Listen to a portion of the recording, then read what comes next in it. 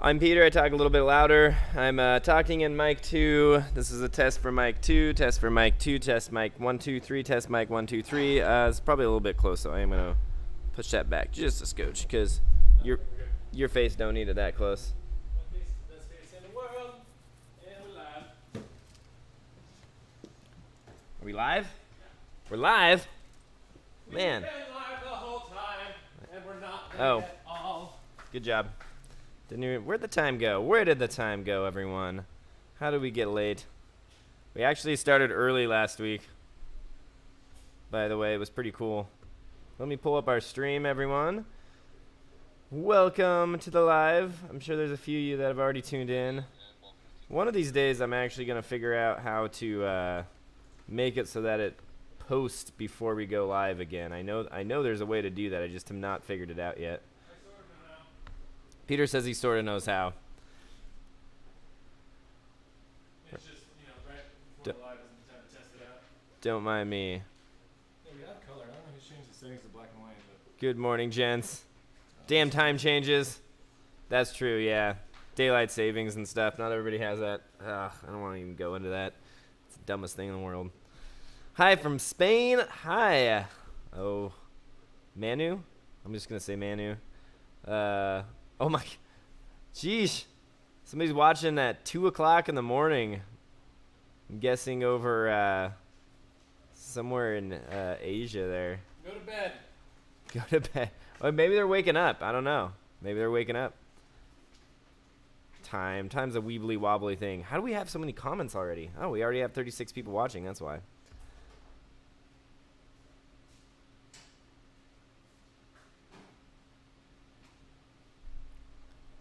Frazzled Penguin says you posted ahead of time.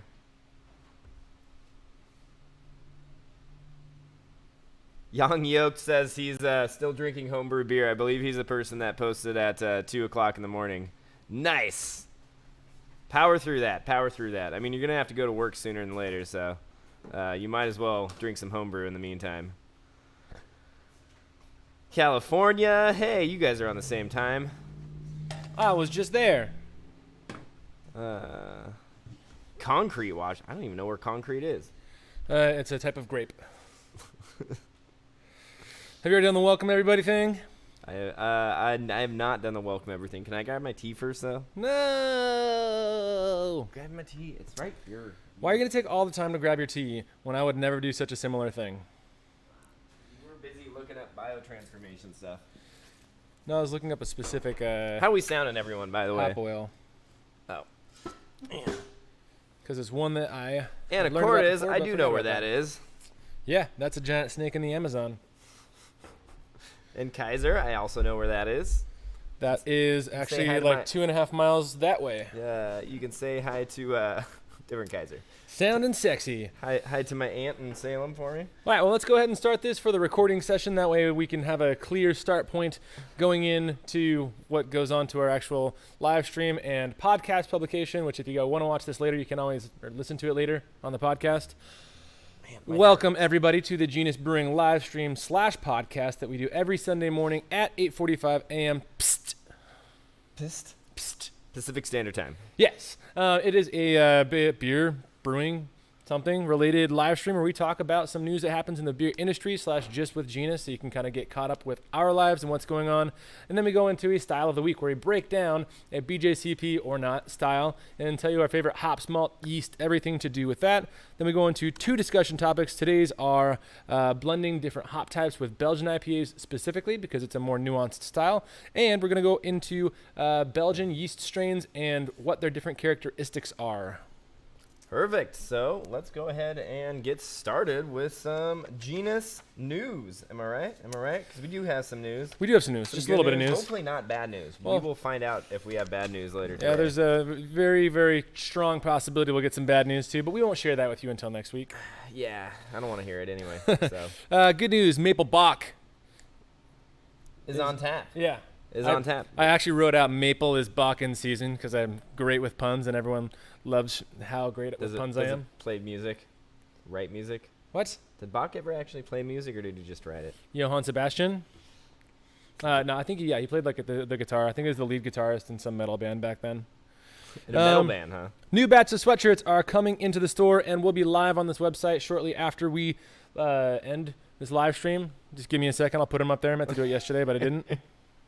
Yeah, so Art, for we apologize since you've been waiting on a sweatshirt for like a month now. They're ordered. They are ordered, so they will actually be in here in a week now.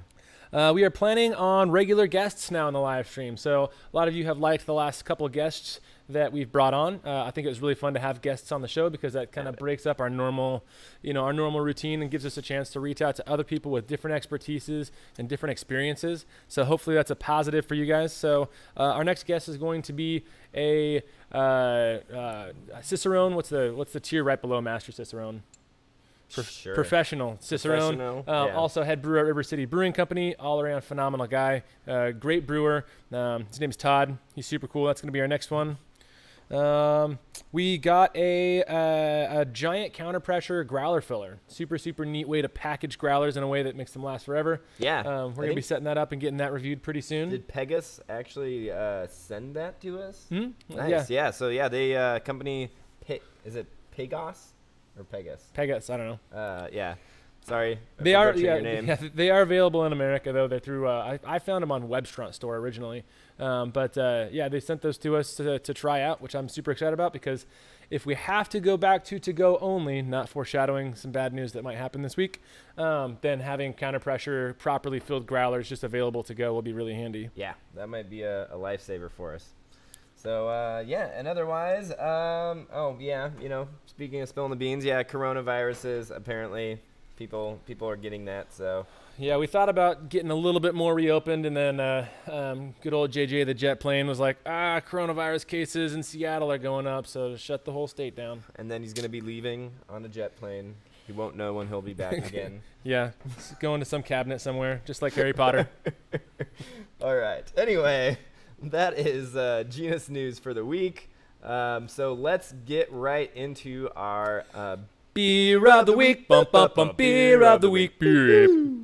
And that is in the specialty IPA category. Oh, crap. I forgot to write down what category it is. It is category number 16.5. Oh my God, there's so many of them now. I got to scroll up to find it. I had all the pre-2015 21B Nailed it. is the specialty category, and it is and we are going to be covering a white IPA this week. And I believe we actually covered this once before, but that was a long time ago, and I feel like it lends right into our discussion topics about hops, and specifically hops when we are pairing them with Belgian yeast strains. Yeah, so a white IPA specifically is basically the wit beer version of a pale ale.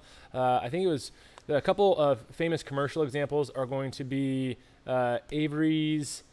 Was there white? No, the White Bicycle is just their wit beer. They have a white IPA and Snowcap, which is from Pyramid. Yeah, and I guess it was originally, I think, a love child of Deschutes and somebody else. So it is a blend of more or less an American IPA and a traditional wheat beer. And so you get both characteristics. So actually in a wit beer specifically. Yeah. So you got that extra orangey, coriander-y spiciness going on with there. So you get the hop forward characteristics of an American IPA, and then you get those really nice flavor profile of typically a wit beer strain.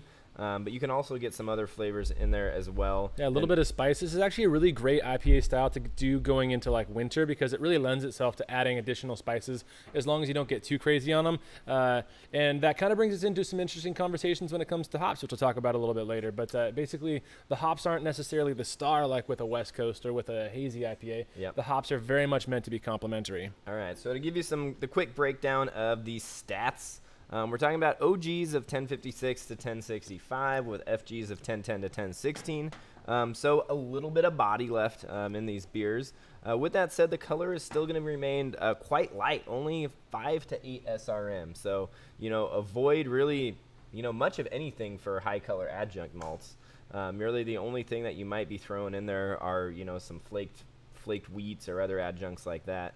So you're going to end up with that, somewhere around 6% alcohol, 5.5 to 7%, with IBUs, and this is kind of, I guess, what really separates it from, an actual wit beer, are going to be 40 to 70. So standard up there, pale, like high pale to pretty heavy, yeah. you know, standard West Coast IPA hopping rates. And another thing that really kind of separates this, I would say, from both categories is that this beer actually really is suited well to being slightly higher carbonation.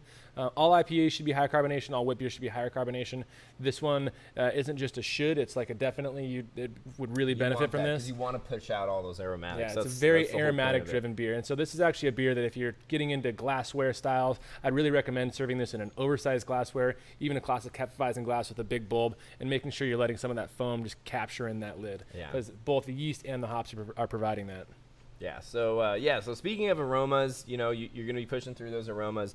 You might actually have some banana aromas, which aren't really typical of a wit beer, but can definitely be in there. So even if you want to blend some yeast, you know, not the end of the world. Some citrus aromas from the hops, also maybe from some coriander that you might throw in there, and then a little bit of stone fruit isn't inappropriate at all. So as for flavor, you're going to have some breadiness from those higher adjunct. Your flaked wheats and everything like that. Yeah. Some flaked oats, maybe some unmalted barley in there. And then, again, just pushing through some of those citrus, grapefruity, stone fruit profiles as well, with a nice sharp bitterness in the end. Of course. That dries out the beer. So. And it's really important with that sharp bitterness that you're really not going anything that's going to be that crazy aggressive, you know, either co-bite or that crazy aggressive. You know, there's a certain flavor that can come from basically a lot of heavy oils in your hops. Using too much of that can actually be distracting to the overall flavor because you really want to let that yeast shine. And honestly, if you have a lot of those yeast esters coming through and a lot of the hop oil flavors coming through that are really combative, it can turn a really great delicate beer into a really heavy, like you can't really drink it very fast beer. Yeah. And you know what? I've actually seen that with a lot of people that try to do white IPAs or try to do wit beers in general, I would say, you know, around our area.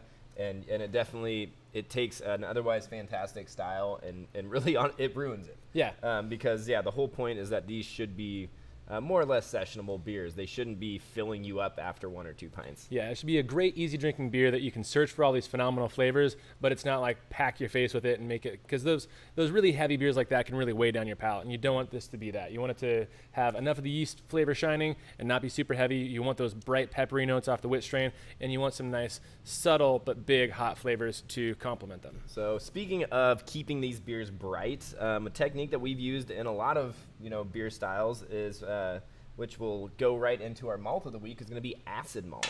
Acid malt does a couple of things for you besides just lowering the mash pH for a relatively light style of beer. Acid malt can also add a little bit of zing that kind of brightens up hop characters. And when you just subtly pass that flavor threshold of acid malt, it'll actually add a subtle, a type of acidity that lends itself into sweetness without actually adding sweetness or heaviness to the beer.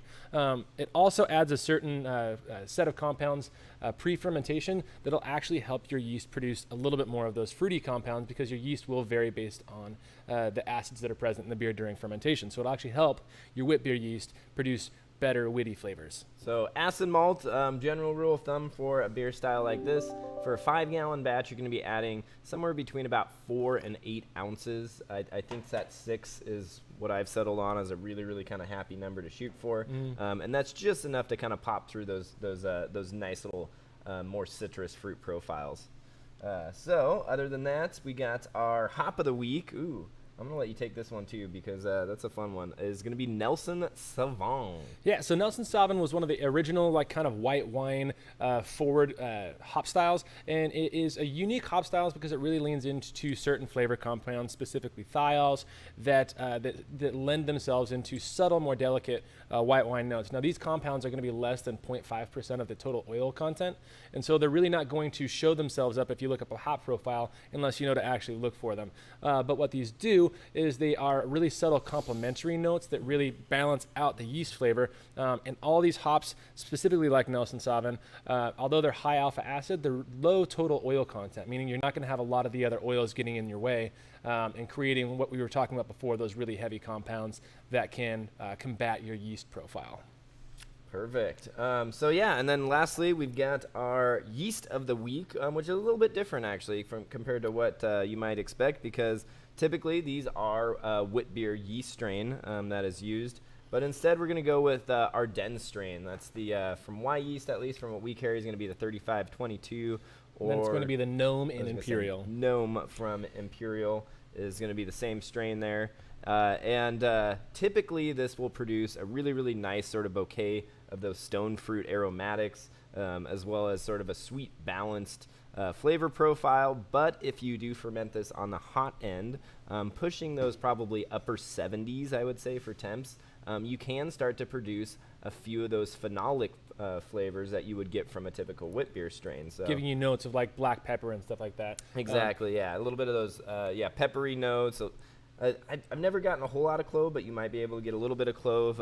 And more so, I like the idea of this strain because I do know it will throw a slight hint of that banana character, which I personally really like in wit beers, especially, more yeast-forward beers. Adds a new dimension to the character, and we already have done a white IPA before in one of our previous live streams where we used the traditional wit yeast, which someone already made the comment about Imperial Whiteout. Yep.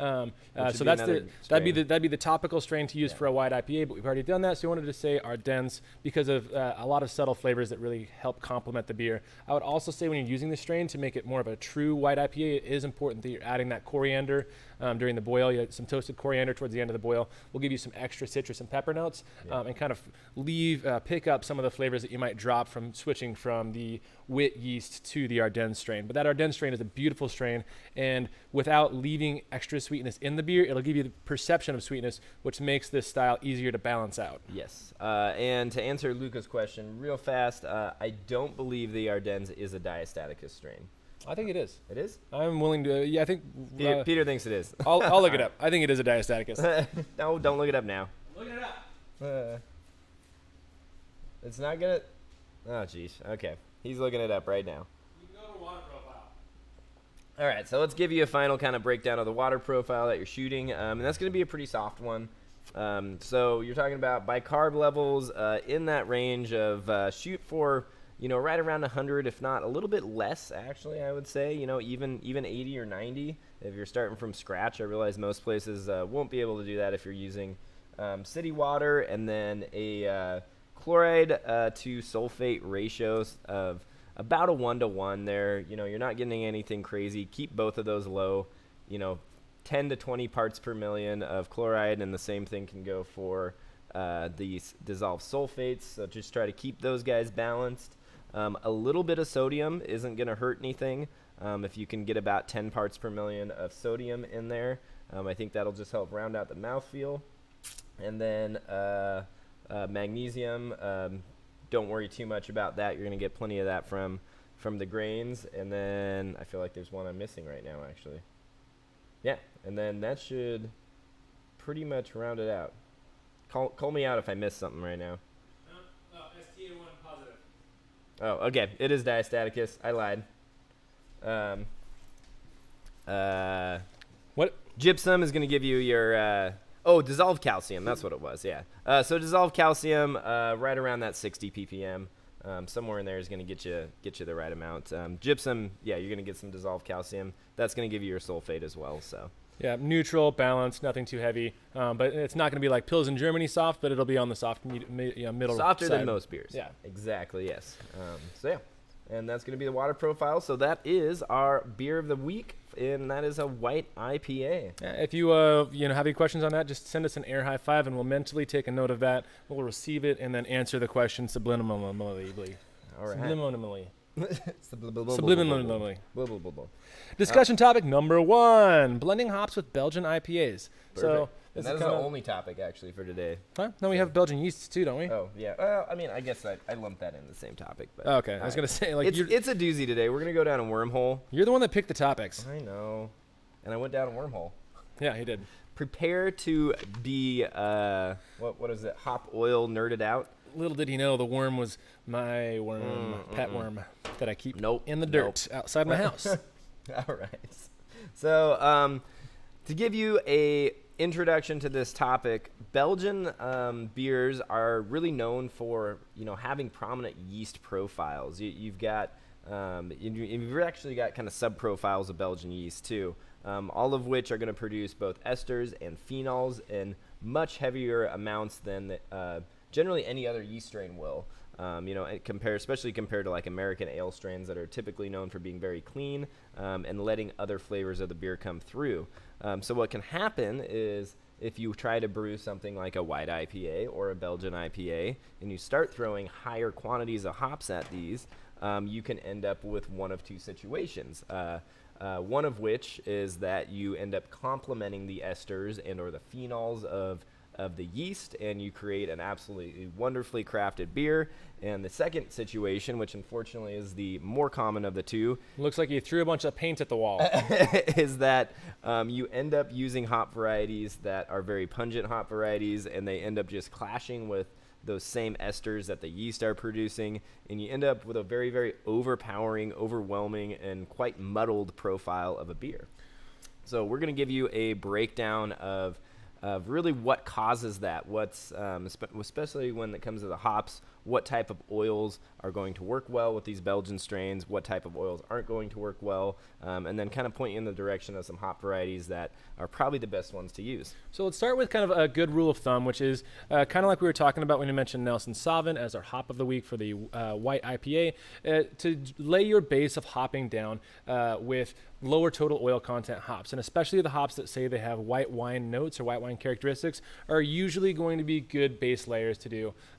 You also have to consider in the style, you're really not throwing more than 5 or 6 ounces of hops at this, compared to, or for most Belgian IPAs, there are bigger ones where you can get more, but it's definitely not going to be that hazy train where 8 ounces to a pound of hops is going to be really what you're aiming for. Like we said, we want to complement the yeast flavors and not just steamroll them. And so starting with a low total oil content hop, specifically like Nelson Sauvin, Hallertau Blanc, the other German one, or Monroe hops, that's another one too. Thinking of whole melon? Whole melon, that's the one. Hops like that are going to be a good base layer to kind of lay down, and then really you want to try to punch those up with maybe a small amount of one hop that has a very focused flavor that you're after. So that's, if 5 ounces of this is going to be your Nelson Sauvin, and you really want that Simcoe flavor to be in there, maybe 1.5 ounces is going to be that Simcoe. Yeah, and I think that's a note to take on. Honestly, with most IPAs, but especially with IPAs that are going to be brewed with Belgian yeast strains, is really focus on one specific profile.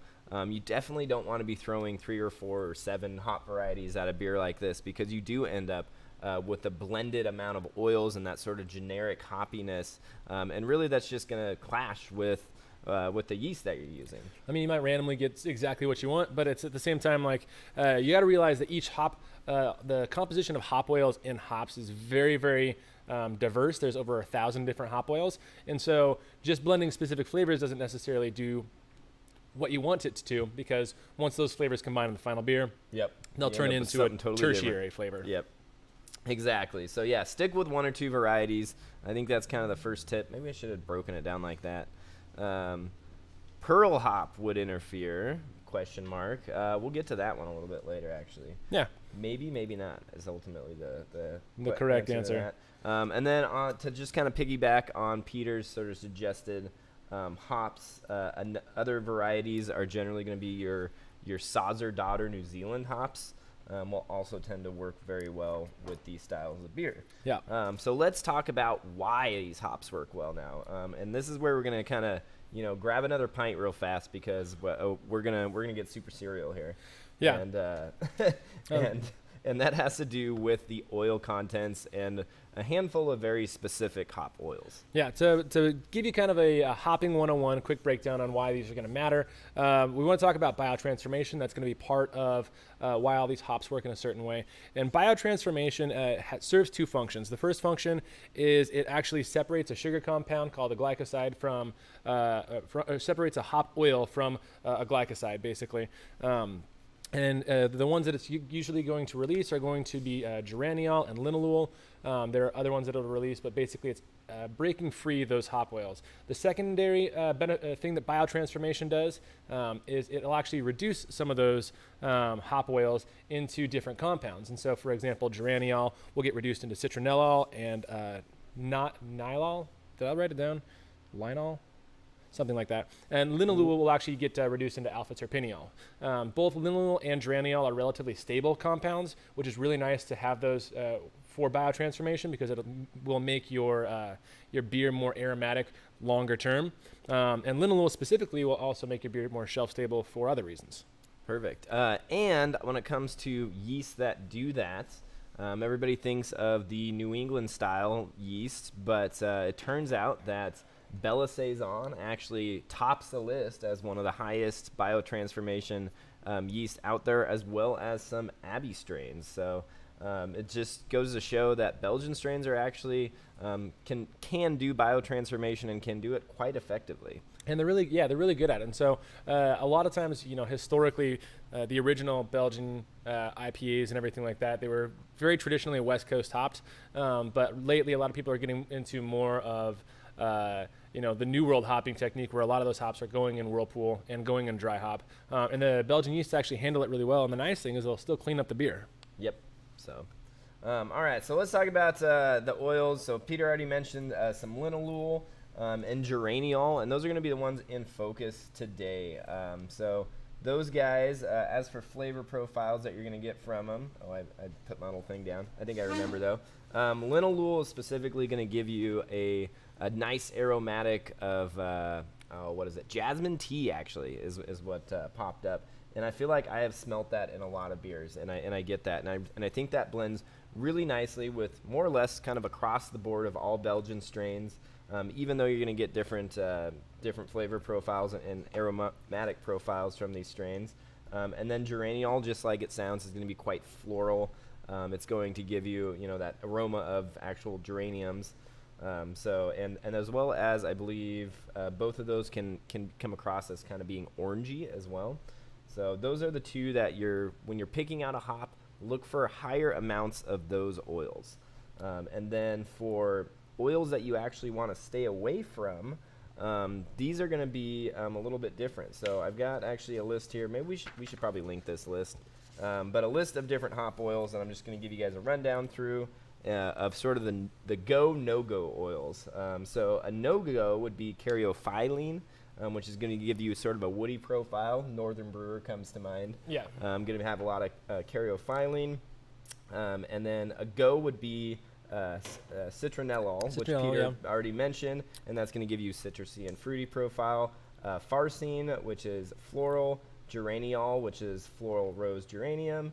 And then stay away from high humulene contents that are going to give you a woody and piney note. And will also be naturally extra bitter in the beer. So high humulene content hops tends to give you a little bit of a face scrunching bite that you're used to from some old school IPAs. Yep, exactly. So yeah, that's going to give you that old school IPA profile. A go would be limonene. I feel like self-explanatory there. Yep. Linalool, which I've already mentioned, that floral orange flavor. That should be your favorite one. And then a no-go is going to be a myrcene. All hops, before we talk about myrcene, all hops are going to have a relatively high myrcene content, but some hops, especially a lot of high oil content hops, will have myrcene contents in the 70 to 80%. I was going to say, see if you can find something in that sort of 20-ish%. That's probably going to give you the best. I want to say a lot of the white winey ones will be less than 50%. Anything, honestly, even less than 50% is really good. There are very few hops that are in that 20 to 30% range. A sort of less common one is going to be Nerol, which is going to give you a sort of rose profile. And Nerol you'll get from the biotransformation reduction of linalool as well. Yep. So that's a go. And then for the no-go, we got pinene, which pine and Belgians just don't work. It's a sad thing. Pinene is also a naturally bitter. So some of these oils actually come across as naturally bitter. Besides having the aroma that you're expecting, they'll have a little bit of a flavorful bite, basically. Something that's going to be distracting in what should be a relatively soft beer. Yeah. And then we got some other kind of crazy ones too. One of which is probably the more important one to stay away from, and that's high amounts of 4-mercapto 4-methylpentane 2,1. And that's that sort of black currant tropical flavor. And this seems like it would be something that would actually be okay in a beer. But the thing is hops that generally have high amounts of that also have high amounts of things like your myrcene and your humulene. I've got actually some examples. Those are going to be hops like Apollo, Chinook, Cluster, Equinox, Mosaic, Simcoe, and Summit. And basically all of those hop varieties I just listed to you have really, really high blended oil contents, And generally, those just don't work well with Belgian IPAs. Galaxy is going to fit in that too. Citra is probably going to fit in that. And a lot of these are, especially a lot of the big flavor ones like Galaxy and Citra. Like I said, if you're keeping that to less than like 1 ounce in your total hop bill, totally fine. You're going to get a punch of flavor. But as soon as that starts to dominate your hop bill, it's really going to get distracting compared to your yeast profile that you're going for. Seamus just said hop oils 402. Yeah, I apologize if we're kind of like going over the heads of anyone right now. We'll try to kind of get this all back in at the end and hopefully simplify. Yeah, well, we can pull it back into just, general hopping. Basically, like I said before, we're going for a lot of those low total oil contents. And to look up oils, you can actually, a lot of times you're going to find it on YCH's website if it's a YCH hop. Most hop companies will give a lot breakdown of the individual oils. So for low total oil, we're talking probably 1.8 micrograms per liter or less in the hop. And anything above that, or especially above 2, is when you start to get into those heavier oil content. I want to say something like Nelson Sauvin on average is going to be around like 1.2 micrograms per liter. Yep. So and then so to name a few hop varieties too that have that high linalool content, those are going to be hop varieties like Amarillo, Glacier, Millennium, Mount Hood, Nugget, Pacifica, and Willamette. So to give you a few examples there. So those ones would all work well, and again, work well by themselves. Try not to add, more than 2 or 3 of those hops all together. You'll end up with that same result of just a high blended oil content. So, so let's talk a little bit about the yeast that we're using now too, because I feel like we can kind of break Belgian yeast strains down into 3 main subcategories, right? Peter's looking at something right now. Yeah, I'm just looking at we can also, before we go into the yeast, we can talk about thiols just a little bit. Thiols thiols are less studied. They're actually pretty recently studied, but they are a very, very small component in the overall hop oils that lead to a lot of the white wine kind of characteristics that you can get. But thiols are also what lead to cat piss. So some of this actually might be a little bit subjective and depend on who's tasting it. Yep. So that's just a note for people who taste different things. They want you to do another spoken word poem, by the way. All right. So let's go on to the yeast. I see some awesome questions, by the way. We will answer those once we get to the end of this discussion here. We should go for 110 likes and then say it's going to be a freestyle rap battle between us. Nope, not doing that one. Why? All right, let's talk into some Belgian yeasts, because there's a lot of different ways you can go about making a Belgian IPA. Probably the easiest way to do a Belgian IPA is with the yeast that we had for our beer, the yeast, which is in our den strain. Yeah. Technically a Belgian pale type of strain, which means it can be relatively soft compared to a lot of the heavier ester-producing Belgian yeasts. Yeah, definitely. I think a higher pitch rate and a lower fermentation temperature will actually keep that yeast fairly clean. You're still going to get those classic Belgian-type flavors from it, but they are going to be subtle. They're going to be, they're not going to be in your face like they would be if you pitched it hot and if you under-pitched it. I'm just reading all the comments about trying to get Logan to do a spoken word poem.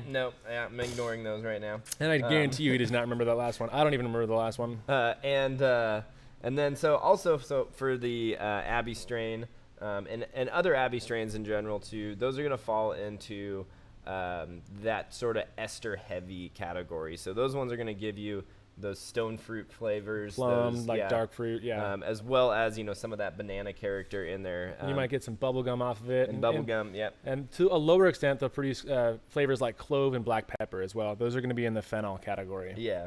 So speaking of the phenols, the high phenol categories are going to be things like your wit beers, or actually saisons and wits. Yeah, saisons and wits. So those are going to produce high amounts of phenols. Those give you their cloviness. Those give you some black pepper, some white pepper notes. And they tend to be pretty aggressive on those. And so when it comes to the hops, I like to really pair those guys with is either a berry-like profile, something like we never did find that. Oh, Belma or Belma. Monroe would also work for that. Was another one we were talking about. Or you go with that like super intense lemon zesty profile. And that's where I think those like Sauser daughters come into play. Like anything with the saison. I would say this also goes for saison and wit yeast, but all those New Zealand Sauser triploid hop varieties. That's going to be Motueka, Wakatu, I believe Waimea and Rakau also fit Yeah. under those categories. Yep, exactly. So any of those, Sriracha Ace is another one I have thrown down. Anything that you can like really kind of build up that zestiness, because I mean, thinking back to wit beers, right? We just keep on. Yeah. This wheel keeps on turning. Building Wheels up that keep on zestiness, turning. building on that yeast profile, really just help those beers pop, and especially with. Some French saisons will actually dry out and give you a degree of tartness. So to the beer, even though it's not necessarily like a sour beer, but it almost finishes slightly tart. So building on an intense kind of lemon lime zestiness can actually really make those beers pop and turn them into something unique and something very enjoyable. And then lastly, we got so I guess we already talked about actually the Belgian ale strains or pale strains. And those are going to be, strains that kill people. Really? Strains that kill people? Yeah. Oh, jeez. Okay, so there are strains that so this is important to note, and it's specifically going to be with French saison and some of the stronger Belgian strains. I believe Triple Double falls into this category, but there are strains that are actually hyper competitive. And I have a love-hate relationship with those, but strains like French saison actually competitively inhibit other yeasts from basically getting in its territory, which can be really good as a baseline for a lot of sours, but it can also be really good if you have poor practices. It doesn't really have a lot to do with hops, but there are strains that are competitive and kill people. Perfect. And by people, I mean other yeast. Other yeast. So, but I mean, it's not necessarily a bad thing to have a good competitive yeast as well. It's exactly. I actually prefer, side note, but as my baseline for most sours that we do, I choose strains that are specifically competitive. That way, when I'm adding whatever bacteria I'm adding, I know that it's the bacteria that I want to inoculate my territory. There you go. All right. Well, I mean, that pretty much rounds out to the relationship between choosing hop varieties for Belgian ales and the yeast strains you plan on using to brew those with. And so to give you a sort of condensed version of everything we just said, I think the big takeaways are going to be look for hops that aren't going to be your big intense New World hops with high amounts of alpha acids, high oil contents.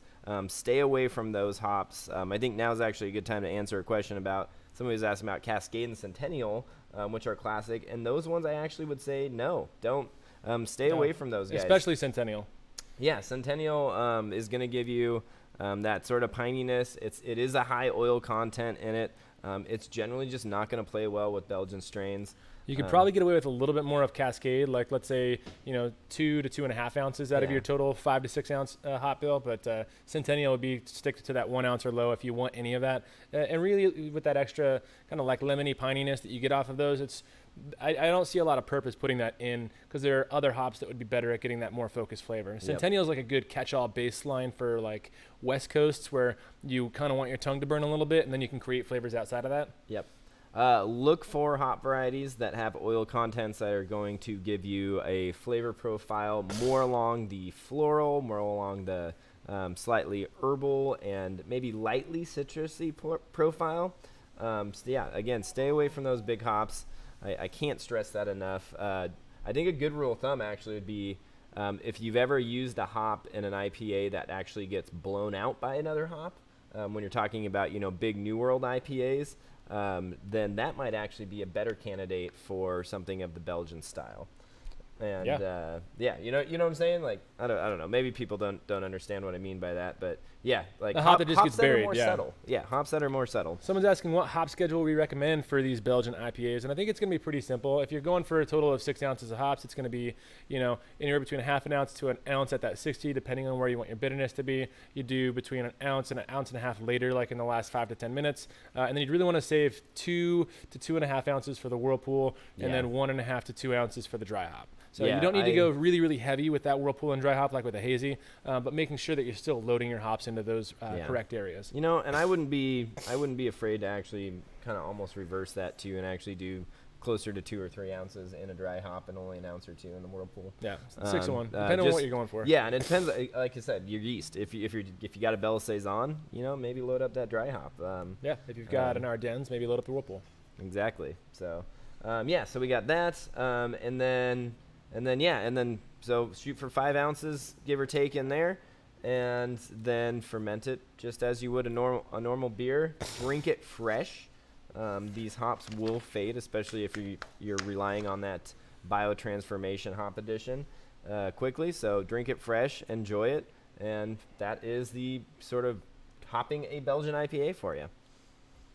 All right, so I guess we're now on to our Q&A. Now, rule of thumb for this Q&A is for every 10 likes we get after we start the Q&A, Logan will answer one question completely honestly about his personal life. That can be, size of his biceps, waistline, whatever you want. What's his head count, all that stuff. Totally fair game, so let's rack up those likes and get these personal questions going. Oh, Jesus. All right. Well, I'm going back to the beginning here. See if I can answer any questions. Somebody said, "Is the coronavirus still happening?" I don't know, but by now I need a lime. You need a lime. Yep. Can't tell if it's hot or cold where you fellas are. It is cold. It is wintertime. We are in the northern hemisphere. Peter wears a tank top year-round. I have seen him in flip-flops, as a matter of fact, when it is like 0 degrees Fahrenheit out. Every now and then he will wear pants, though. Sweatshirt's more likely than pants. My wife's like, he wants to show off his massive arms. Yeah, he'll have to get those close to the camera right when we. We'll have to get a switch to a wide angle lens and then get my arm close to the camera. Somebody's asking about Andrew mentioned Mittelfro ? I'm guessing he was referring to hops that work well with Belgians. Mittelfro's traditional. It will work, but it's not going to really build off of that character, that yeast character a whole lot. So. I wouldn't get over the top on Mittelfro. I would, if you want to do more of a traditional Belgian, Mittelfro is a great option there. But try something a little bit new. Try something that might be a little bit more fruity when it comes to building up a Belgian IPA. Some people are excited about the black pepper flavor that what yeasts can give. I will also add that peppercorns are great beer additions. Pink peppercorns, black peppercorns, they add a really subtle, tingly feeling in your mouth, as well as give some nice aromas. Same thing with pearl hops. Would they interfere?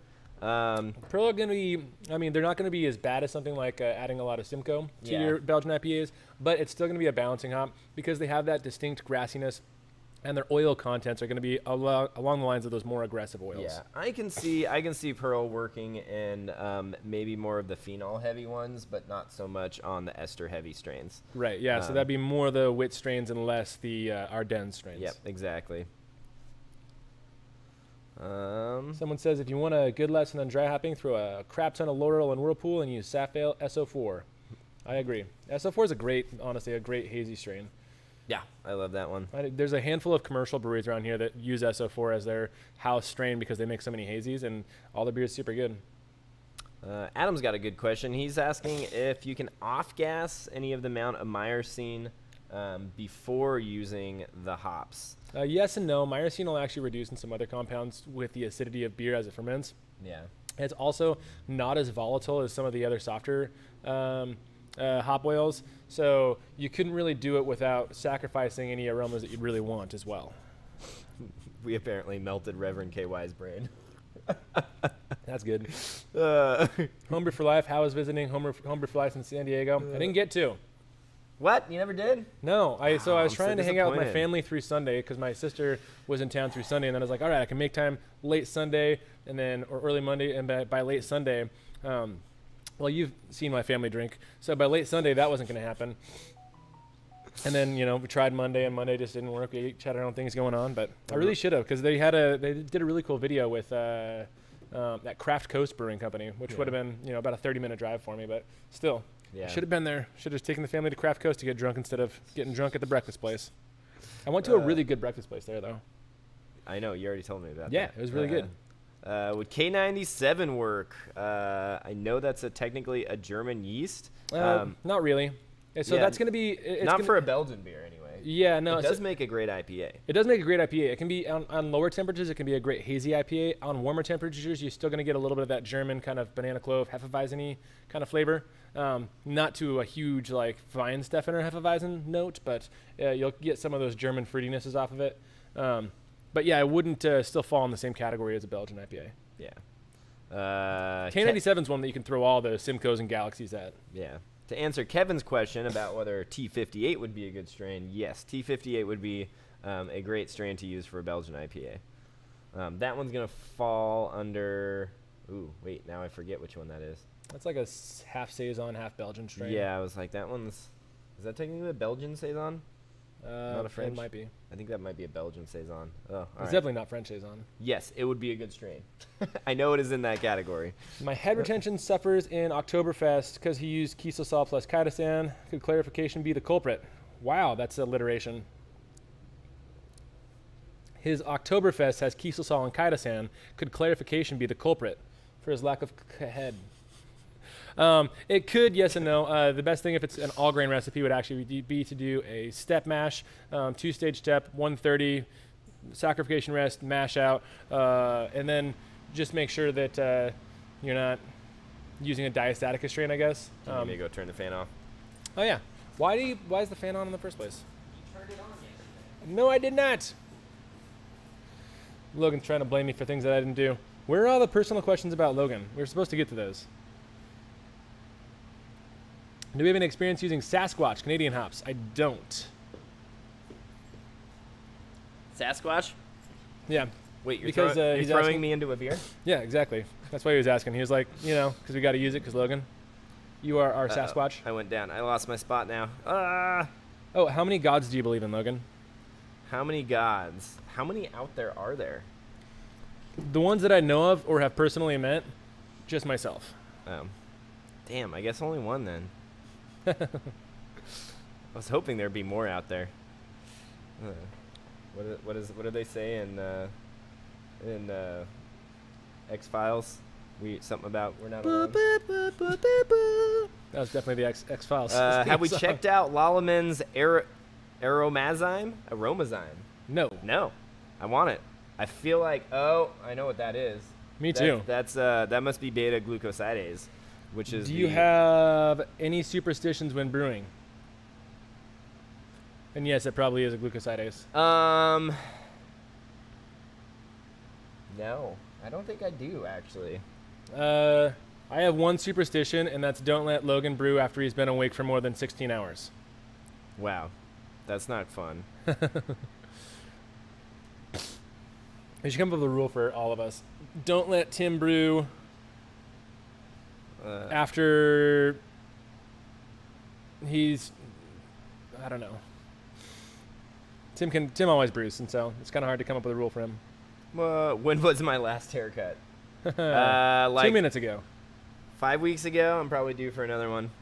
What should I expect for a slight overpitch of Chico strain at 58 to 56 and a hoppy brown? That'll be super clean. You want that overpitch. You're going to need it. And yeah, it'll be a great West Coast. The nice thing about a lower temperature is it's going to reduce the rate of volatilization of the hops, meaning you're going to get more hop aroma, which will be awesome. Pilsner malt, can it stout? Yes. Yes. Of course it can. Challenge accepted. I need a pen. I want to make a note of that. So I'm guessing you're talking about doing a smash with Pilsner malt and seeing if we can stout it. Absolutely. Yeah. I mean, it's going to be a long brew day. We're going to have to do a lot of pseudo decoction, but yeah, it's doable. Has Logan ever made squirrel jerky before? That's what he had for breakfast this morning. Except for it was raw squirrel jerky. Have we ever brewed a Gruit beer? Yeah, we've actually done a handful of them. Usually with Thomas Croskery. Who you saw 2 weeks ago. Yeah. So yeah, those ones I love Gruits actually. I love how they make them dry. What do you recommend in accentuating the yeast strain in a beer? What techniques do you recommend for accentuating the yeast strain in a beer? You're asking about a Dubel, but it was mellower than you wanted to. So 2 different things. First of all, I think raising the temperature is the number one thing that we want people to do. So even if you start at room temperature, making sure you're getting that hot over the course of the next couple days, so 2-3 days into it, it should be in that 75 to 80 degree temperature range. Yeah. And then you can let it mellow out from there. Other things you can add, you can do a ferulic acid rest or an acid rest in your mash. So if you do a step mash, that's generally better for those Belgian strains. Also, simple candy sugar. I was going to say, make sure you got your sugars in there too. Yeah, and candy sugar is a sugar plus an acid, and the acid actually helps the Belgian yeast produce Belgian flavors as well. So that candy sugar is going to do well, or you can just do a sugar and acid. You can make it yourself. You can make your own sugar with like cane sugar and apple juice if you want. The apple juice will have some acids in it that'll help. Yeah, lots of stuff you can do. Yeah, we got Steve's asking how you get chocolate flavor into a stout. Grains, nibs, powder, extract? Cereal? All of the above. Yeah. And actually, no, that's I don't say that jokingly. Yeah, generally it's going to be a mix of all of those. Hit nibs. it from multiple angles, and you're more likely to get. So nibs themselves. I love using nibs. Yeah, you can get some flavor from doing a late boil or whirlpool edition on nibs, but it'll be almost a woody chocolate flavor and not like a chocolate flavor. Adding nibs into secondary will give you a nice chocolate aroma, which helps you perceive chocolate. Outside of that, extracts are a really good way to fill in the middle, but also like a nice quality vanilla can help you perceive chocolate as well.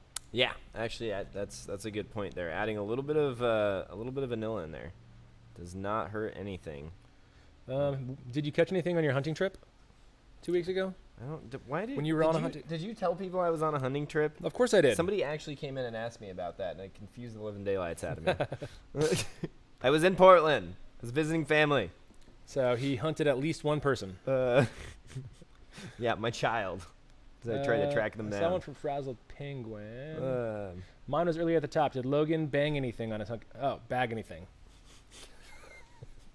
Did he bag anything on his hunting trip? Yes, he banged whatever he caught. My head into a wall, just like I'm doing now.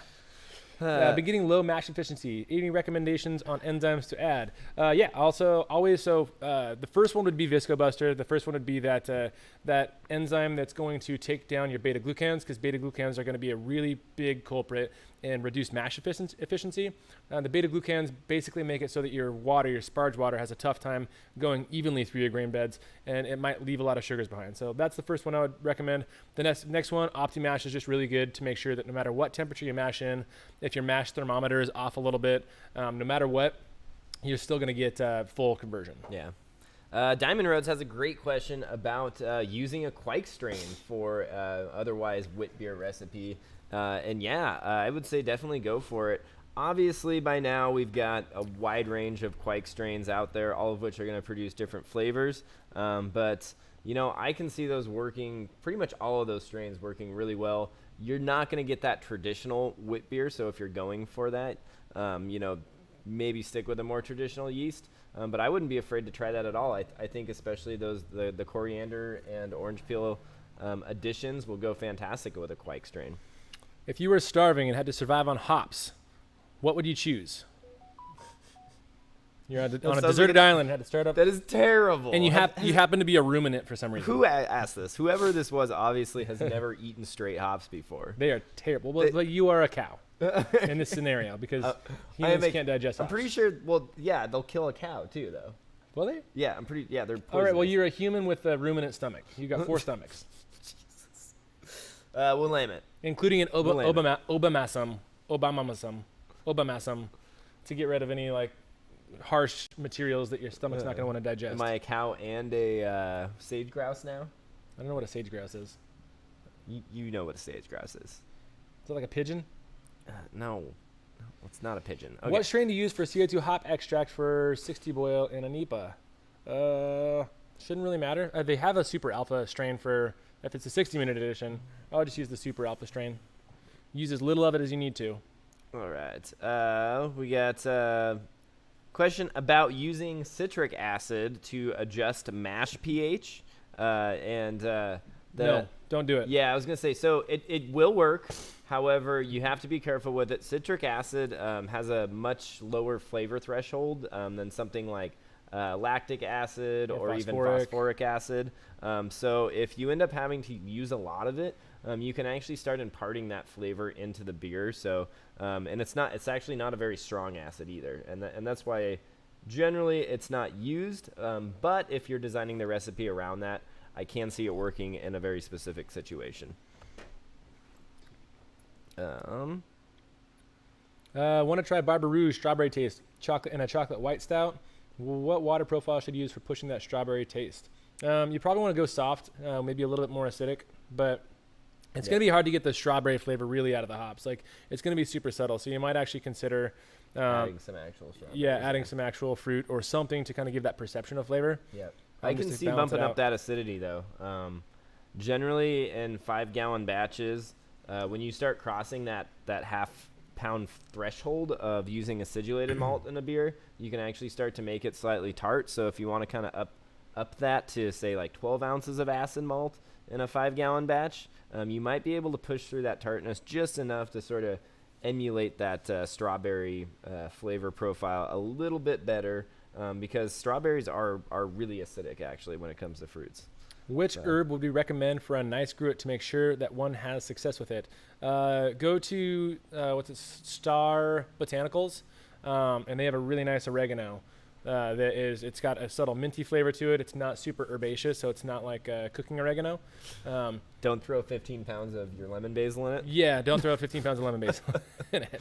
Oh, But yeah, I'd really like nice oregano can PTSD do. over that. Yeah.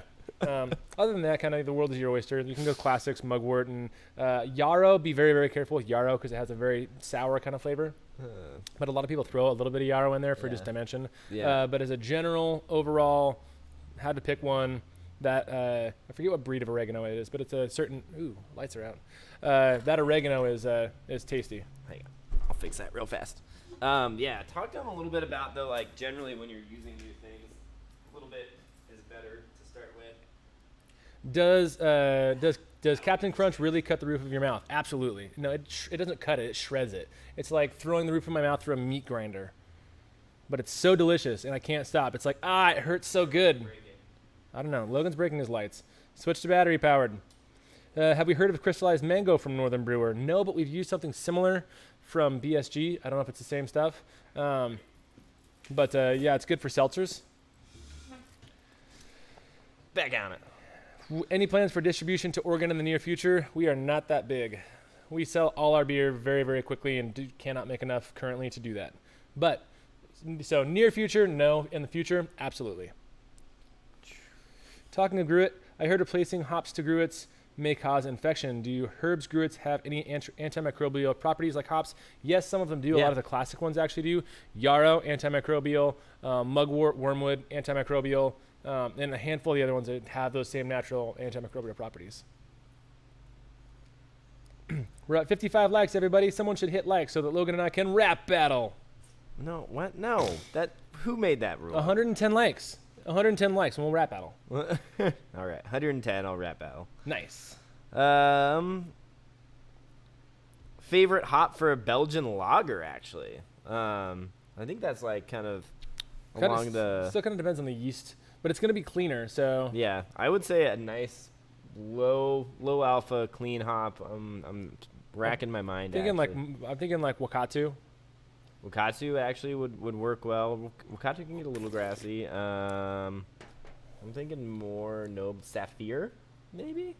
Yeah, along the same way. Sapphire and I mean, Wakatu he says he's trying Saz. Sapphire is really similar to Saz. Yeah. And Wakatu, I believe, is Wakatu's a Saz daughter, Wakatu's like Saz with more flavor. Do we use pressure fermentation for hazy IPAs? Say in the second half of fermentation. So after dry hopping, we close off all our hazy IPAs and pressure ferment or spund. Yep. It just reduces the volatility and it also makes it really easy to save your carbonation. Yeah. And I think that's one thing like most people don't realize too with the biotransformation hopping is if you do it too soon, if you do it when the fermentation is like still really, really active, you can actually lose a lot of those aromatics from that fermentation, from the CO2 actually basically just volatilizing off and blowing out all those aromatics. If you've got a fermentation that's ripping and you throw dry hops in it, and then for the next day it smells amazing, that's great, but all those amazing smells are now going into your living room or wherever you're fermenting the beer instead of staying in the beer. So Frazzle Opinion, thank you for the super chat, and I totally agree. Everyone should give this video a like so that we can do an epic rap battle. Appreciate it. We always appreciate when people give us super chats. It really helps us feel good about these streams, and we like the support, especially during all this craziness that's going on around here. We got one question that is, what is the ideal pH for a porter with the dark grains, 15 ounces total? Lower the pH a lot? Actually, yes. If the grains are below probably, like let's say on average 400 level bond, then 15 ounces will probably lower your mash pH a good solid 0.3, depending on where it would start. Obviously, pH is logarithmic if you don't know.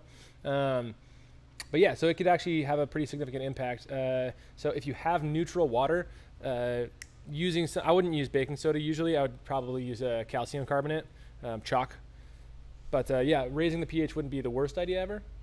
Or the other alternate to that would actually be adding your grains in at the end of mash. And so basically, or your dark grains in. So go through your full mash with light grains if you have a low pH natural water. And then in the last 10 minutes of your mash, then add your dark grains and continue your Vorloff to get that full infusion. Perfect. Funky Apparition is asking about the temp probes on the Anvil foundries. And I think to answer this, it sort of just goes with all the all-in-one systems. They're located on the bottom, and they do seem to be pretty accurate for what they're reading. You seem to be concerned about the temperature of the grain bed itself. And yes, the temperature of the grain bed can vary from what the probe itself is picking up, which is really why I recommend, if you're going to invest in one of those systems, invest in one that has a recirculation pump, because having that recirculation pump is going to really help make sure that that temperature is consistent throughout the entire kettle, throughout the entire grain bed when you're doing your mashing. So, and the nice thing about the Anvils is they do seem to have a much tighter threshold. I think it's only varies by like a couple degrees before when it's kicking that that heat on and off for you. So they seem to be really, really good about that. And they have a higher flowability through the grain bed too because of the perforation on the bottom of the grain basket. Yeah. So you actually get a more even temperature if you are recirculating. Yeah. About decoction, is that applicable only to lagers or to ales? No, decoction can be applicable to anything that you want that extra shelf stability or extra Maillard character. However, it's also a pain in the ass to do. Yeah. When there's melanoid malt. Well, aim it. Good choice. You live another day. What's the weirdest beer you're planning on doing next? Well, I would say most immediately stay tuned for our very next Will It beer, which we filmed last week and should be published in about 2 weeks from now. Maybe. So we have another Will It beer coming out, which depends on if Mark gets his beer taken care of. Mark Haney. He's coming in tomorrow. But that has some weird ingredients. Can hops be tinctured for brewing? Not successfully. Yeah, that's tricky. You kind of What is Geococcix 6? Sounds interesting. Geococcix is our electrolyte goza. And so we did a goza where we added superfruit to it, acai, elderberry, some other stuff, cranberries, something like that, pomegranate. And we did electrolyte infusion instead of just regular salt. The electrolytes are to a relatively low mixture, but we did calculate them out so that they are enough to rehydrate you. So it's just a slightly saltier goza with a lot of fruit. Yeah. Also, thank you, Ricardier, for the super chat. We really appreciate that. I still think I still have a secondary thermometer for the Anvil Foundry. That is super smart. Yeah, so if you have a thermometer for the top, and you can read the readout from the thermometer on the bottom, that's a really good way to get that average kind of going. Yeah, we appreciate the super chat. That's always super helpful. It makes us feel good about what we're doing. I brewed an oatmeal stout yesterday, and can I add canned sour cherries as an afterthought, perhaps soaked in vodka? Yes, you can actually. Canned sour cherries as an afterthought. Yeah. First of all, even if they're not soaked in vodka, they're going to be sterile because they're in a can. So you know you're not getting any wild bacteria or anything in there. But soaked in vodka actually might help infuse the flavors because other than that, the sour cherries might sink to the bottom. Yeah. And not get a super good infusion. So the vodka acts as a really good intermediary, a solvent basically. Just got another super chat from Troy Fenn. Thank you so much. Apparently we fucking rock. Learn to captain watching these videos. We appreciate that. Thank you.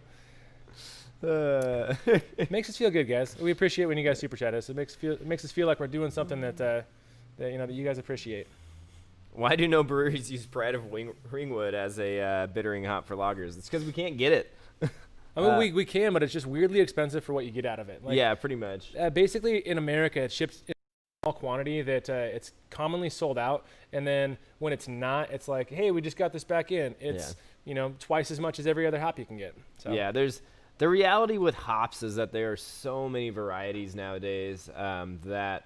I mean, even when we're brewing our beers here, if there's a hop that we used before that we liked, but for some reason got really expensive this year, we'll definitely go on to another hop that we know is going to give us a similar flavor profile, that's half the price. So I mean, I guess it's just free market. I mean, that's the best way to describe that.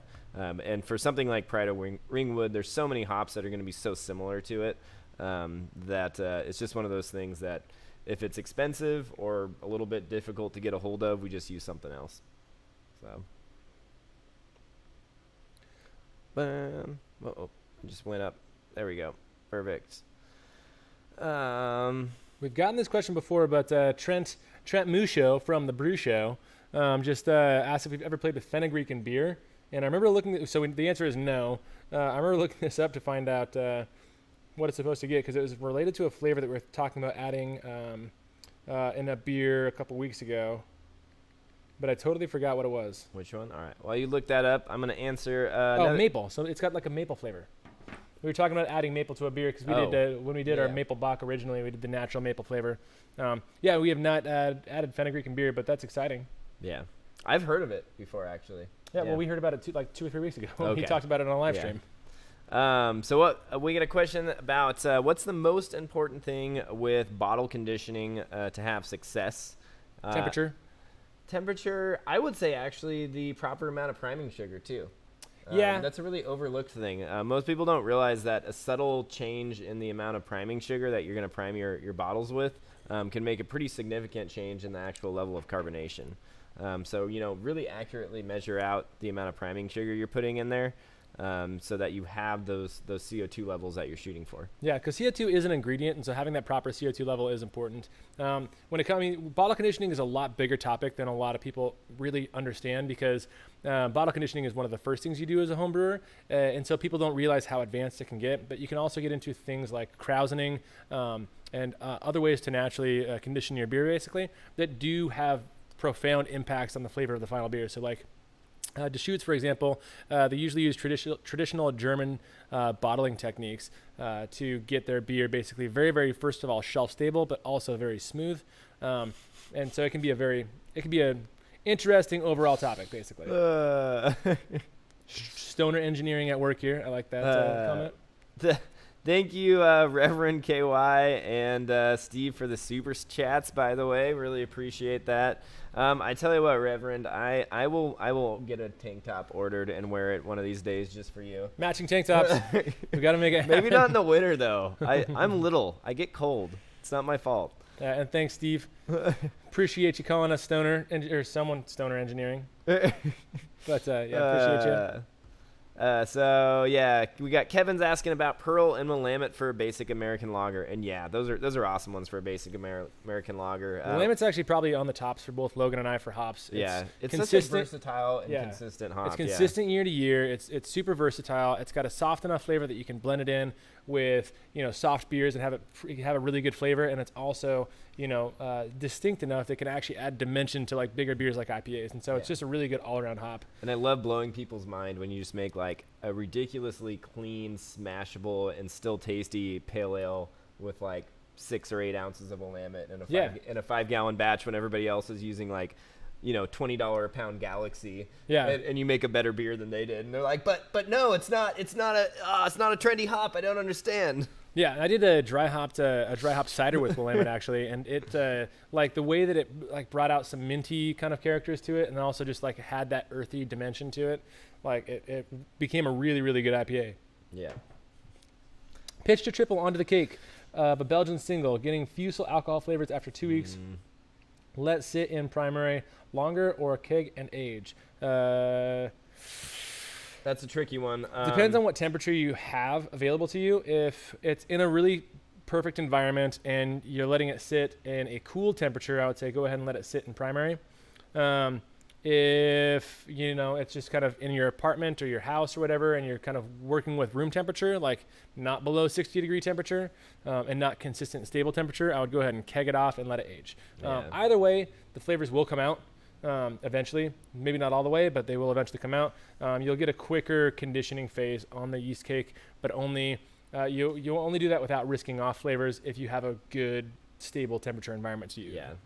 As for, I guess, an advice on how to try to avoid that next time, certain yeast strains are known to throw a lot of fusels, so maybe pick a different yeast strain, Also, I don't know how long your yeast cake was kind of sitting for on the single.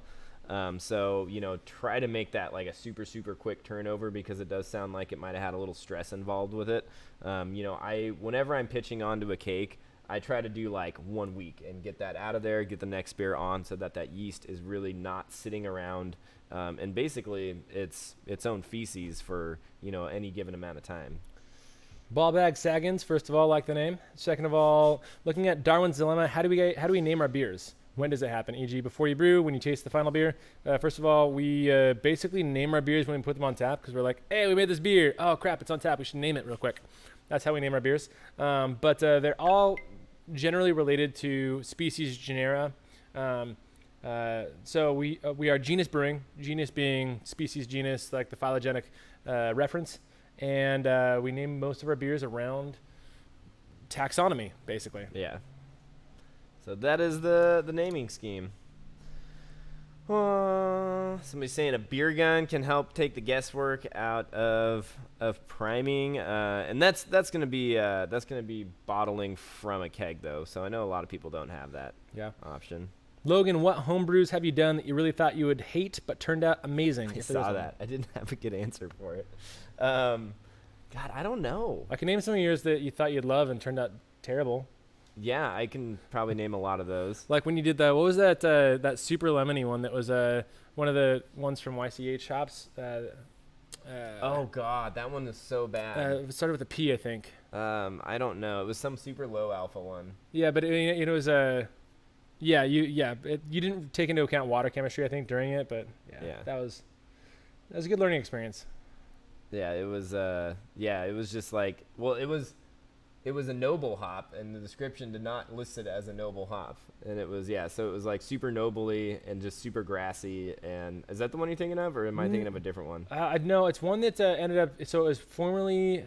It was the one that used to be super alpha. When it was a New Zealand hop that used to be super alpha, and then it turned into something else. Yeah, I forget what the hop turned into. Yeah, that was not good though. That was Thinking bad. of brewing a hoppy Weizenbach with either Nelson Sauvin or Hallertau Braun. Okay, I can see that happening. Don't use champagne yeast in bottling. Yeah, that's a champagne bad yeast habit everybody sees. Yeah, champagne yeast is actually really bad for conditioning, honestly. Yeah. So champagne yeast is a killer strain. It also creates really bright flavors that can be aggressive. A lot of people use it because it is a consistent fermenter. It's also a very strong yeast, which means it's kind of plug and play. But I would skip that. But I really like the idea of you doing a Weizenbach with Nelson Sauvin. I think that's a good idea. All right, one or two more questions, and we are going to have to finish this up. It is coming right up on 10 o'clock, which means we have to get Dr. Rudy. That's what it was. The Dr. Rudy hops. Yeah, that one was weird. I think that might have been, a water chem, because I think I brewed that at my house. Pulled the fruit bag from a beer after a week, and it gave me some lactic-ish flavors. That infection can also be some sourness from the cherries themselves. The cherries will add a lot of acidity. Just adding cherries to something. So, a little funky smell. Yeah, I mean, is what it is. I'd roll with it. See what you get in a few months. Yeah, if you don't like it right now, just condition it for a while, and it might turn back around. It's hard to say honestly without tasting the original beer and then the cherries after cherries beer to kind of know where it's going. There's a lot of times that people, can try to get us to guess flavors by describing them, but everyone has their own words for flavors, so it's tough to know for sure. Don't throw it out is the bottom line there. What's up with Logan's laptop? Oh, someone also suggested putting stickers on the top of Logan's laptop. It's actually There's nothing wrong with my laptop. It's an old laptop, okay? It's also a touch screen on there, so that's probably why he doesn't have stickers on it. It used to be a touchscreen. Doesn't work anymore. It used to be a touchscreen. It got killed. Touchscreen died. Nobody look at my laptop. I'm moving it over. Have we used Delta Brewing Systems? No, we haven't. No, Someone's asking about fermenting in a keg. Fermenting in this keg is good, but if it's a corny keg, there's a lot of small parts that stuff can get caught in, so it's generally not a good idea unless you want to spend a lot of time cleaning your kegs. Yeah, doing a 10-gallon batch in a half-barrel keg's super cool, but don't try to ferment 5 gallons of beer in a corny keg. It's not going to work out very well for you. Did we hit the rap battle? You did not hit the rap battle. 110 likes. 110 likes for a rap battle, guys. All right. Be ready for next week because I believe in you and I know you can make it happen. Can you use too much Citra in a NEPA? Yes, you can. You had 8 ounces of Azaka, 6 ounces of Mosaic, and 8 ounces of Citra. Hot bite is brutal. So you really got to find a way to find that out, and you got to use it in the right temperatures and the right times. Yeah. Yeah, that said, It's a lot of hops, too. make sure you're using a good amount of cryos on top of everything else. Yeah, I would say, do that. Make sure they're loaded up. Make sure you're not exposing the hops quite as long to the beer, too. Someone's doing a candy cap beer. Does that kind of strange? Yeah, it does. But, I mean, that should be pretty simple flavors. Yeah. Why do you know breweries in the USA? You already got that. Malolactic is almost never used in beer for secondary. That's only a wine thing. Yeah, malolactic produces a lot of off flavors for beer. And they honestly produce a lot of off flavors for wine, too, but they're counting on those flavors coming back around. They produce diacetyl, which gives body and sweetness. They also reduce lactic acid, and so they can actually raise the pH of wine. So if it's got too much of a bite, they can reduce lactic acid. All right, I'm cutting Peter off. We got to get open. Thank you, everyone, for tuning in. We will be back next week with special guest Todd Groves from River City Brewing for another live stream. We got to 90, so close. We do this every week at. You were trying to get that. We do this every week at 8:45 Pacific Standard Time, and awesome. Thank you all for tuning in. What Peter said, you could probably hear that. Subscribe if you have not yet, and we will see you next week. If you don't subscribe, we're going to punch you. For a rap battle.